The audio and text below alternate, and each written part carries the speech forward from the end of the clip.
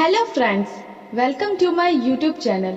पिछले वीडियो में हमने नेट के पाठ्यक्रम में संकलित इकाई 7 की कहानी दुनिया का सबसे अनमोल रत्न का कथावाचन किया था। अगर आपने उस वीडियो को नहीं देखा तो नीचे डिस्क्रिप्शन में उस वीडियो का लिंक दिया है, आप आसानी से वो वीडियो देख सकते हैं। आज के इस वीडियो में हम दुनिया का सबसे अनमोल रत्न कहानी के परीक्षा उपयोगी महत्वपूर्ण बिंदुओं पर चर्चा करेंगे। तो आइए देखते हैं इस कहानी के महत्वपूर्ण बिंदुओं को। प्रेमचंद हिंदी और उर्दू के सर्वाधिक लोकप्रिय उपन्यासकार, कहानीकार एवं विचारक थे। अमर कथाकृति सोजे वतन कथा सम्राट प्रेमचंद का प्रथम कथा संकलन है। तब प्रेमचंद नवाब राय के नाम से उर्दू में लिखा करते थे। उनकी अग्निधर्मा प्रथम कथाकृति सोजे वतन देश प्रेम और आजादी के दीवानों की शहादतें संदर्भित 5 जलती हुई कहानियों का संकलन है। इन कहानियों को पढ़कर जहां हमारे मन में तत्कालीन विदेशी शासकों के प्रति नफरत और गुस्से की तल्ख भावना उभरती है, वहीं देश प्रेम और मातृभूमि पर बलिदान होने की भावना का ज्वार भी उमड़ने लगता है। इन कहानियों की पंक्तियों से गुजरते हुए देश माता के चरणों में अपने प्राणों की आहुति देने वालों की याद में हमारे मस्तक सहज ही नत विनत हो जाते हैं। प्रेमचंद ने लगभग 300 कहानियां लिखी है। इनके अलावा अनेक उपन्यास और वैचारिक निबंध लिखे। गोदान, सेवा सदन, प्रेमाश्रम, गबन, रंगभूमि, निर्मला आदि उनके अनेक प्रसिद्ध उपन्यास हैं। प्रेमचंद विविध प्रसंग उनके वैचारिक लेखों का संकलन है। सोजे वतन पुस्तक में संग्रहित 5 कहानियां हैं। सोजे वतन, शेख मखमूर, मेरा वतन, शोक का पुरस्कार, सांसारिक प्रेम और देश प्रेम। इस कहानी के प्रमुख पात्र हैं दिलफिगार और दिलफरेब। प्रस्तुत कहानी में निहित उद्देश्य है। सोजे वतन की पहली कहानी दुनिया का सबसे अनमोल रत्न में भारतीय स्वाधीनता पर ग्रहण बनकर ग्रसने वाली विदेशी साम्राज्यशाही के विरुद्ध विद्रोह की अग्नि पूरी प्रखरता से प्रज्वलित होती दिखती है। इस कहानी में वीर सिपाही के वीरता और जज्बे को दिखाया गया है, जिसने अंतिम क्षण तक अपने वतन की रक्षा के लिए जंग के मैदान में दुश्मनों से युद्ध करता रहा। और जब उसे ऐसा प्रतीत हुआ कि अब वह अपने वतन की रक्षा नहीं कर पा रहे हैं, उसके शरीर पर काफी जख्म के निशान पड़ गए हैं और वह अपने देश के लिए कुछ करने में असमर्थ हो गए हैं। तब उस दिलेर राजपूत ने भारत माता की जय कहकर उसी धरती पर अपने प्राणों का त्याग कर दिया।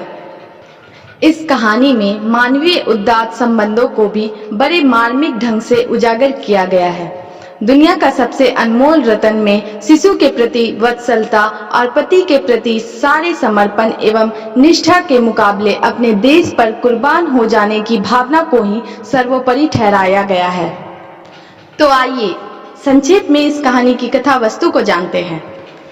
कहानी दुनिया का सबसे अनमोल रत्न एक ऐसे आशिक की कहानी है जो कि अपनी प्रेमिका का प्रेम पाने के लिए तड़प रहा होता है। दिलफिगार एक सच्चा प्रेमी है। वह दिलफरेब से सच्चा प्रेम करता है, परंतु दिलफरेब उससे कहती है कि अगर तुम मुझसे सच्चा प्रेम करते हो तो मुझे दुनिया की सबसे अनमोल चीज लाकर दो, तभी मैं तुम्हें अपने प्रेमी के रूप में स्वीकार करूंगी। दिलफिगार सबसे अनमोल चीज की तलाश में निकल पड़ता है। भटकते हुए वह काफी दूर चला जाता है। सहसा उसकी नजर एक काले चोर पर पड़ती है, जिसको फांसी की सजा सुनाई गई होती है। काफी भारी भीड़ वहां पर मौजूद थी, जो उस काले चोर को देख रही थी। तभी वह चोर फांसी से उतरा और एक मासूम से लड़के को गले लगा लिया है। और वो काला चोर, जिसने ना जाने कितनी लाशें देखी थी, उसके आंखों से एक आंसू टपक पड़ा। दिलफिगार को लगा कि यही दुनिया की सबसे अनमोल चीज है, किंतु दिलफरेब ने इसको सबसे अनमोल चीज मानने से इनकार कर दिया।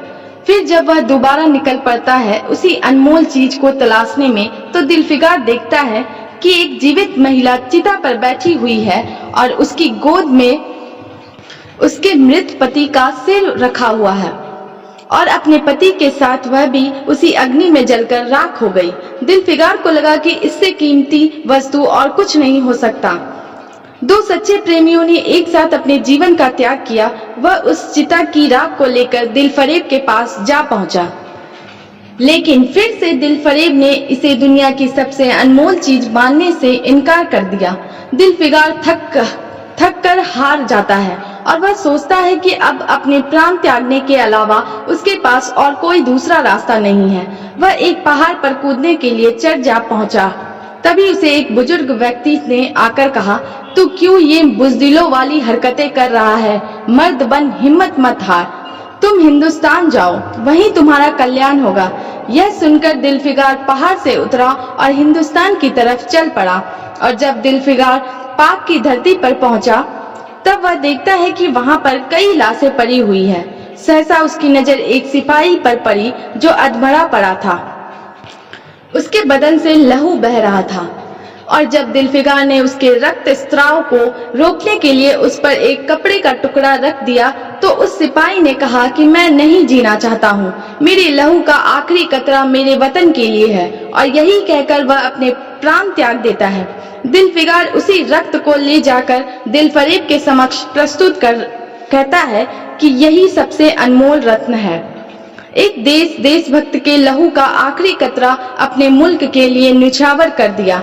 दिलफरेब खुश हुई और उसे अपने प्रेमी के रूप में स्वीकार कर लिया। इस कहानी की महत्वपूर्ण पंक्तियां। इसी भीड़ में एक खूबसूरत भोला भाला लड़का एक छड़ी पर सवार होकर अपने पैरों पर उछल उछल फर्जी घोड़ा दौड़ा रहा था और अपनी सादगी की दुनिया में ऐसा मग्न था कि जैसे वह इस वक्त सचमुच किसी अरबी घोड़े का सहसवार है। उसका चेहरा उस सच्ची खुशी से कमल की तरह खिला हुआ था जो चंद दिनों के लिए बचपन ही में हासिल होती है और जिसकी याद हमको मरते दम तक नहीं भूलती।